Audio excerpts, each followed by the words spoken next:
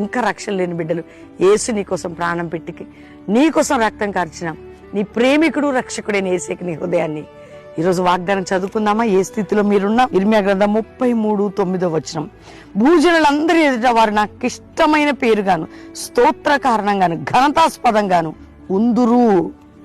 నేను ఎట్లాంటి దేవుడిని అంటే భూమి మీద ఉన్న జనులందరి దృష్టికి అందరి ఎదుట నేను స్తోత్రాస్పదంగా ఘనతాస్పదంగా ఆశీర్వాదాస్పదంగా నేను నా ప్రజలందరినీ నేను ఎవరిని ప్రేమిస్తున్నాను, ఎవరైతే నన్ను నమ్మారో వారిని ఉంచుతా అందరి దృష్టిలో అంటున్నాడు. ఈ రోజు వరకు నీవు అందరి దృష్టిలో ఎలా ఉన్నావు? చులకన చేయబడ్డావా, అవమానించబడ్డావా, నిందలు వేయబడ్డావా? ఒకవేళ ఏది నీ జీవితంలో జరిగినా ప్రభు నిన్ను హెచ్చిస్తాడట.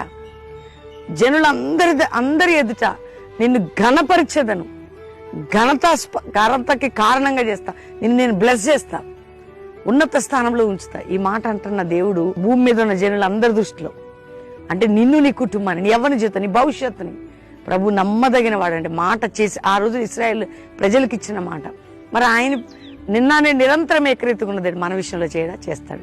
కాబట్టి ఉదయకాలం ఈ వాగ్దానం మీకోసం అందరు రిసీవ్ చేసుకోండి, నమ్మండి, విశ్వసించండి. జనులందరి ఎదుట నేను నిన్ను గణపరచదను వాగ్దానం. అందరు చెప్పండి.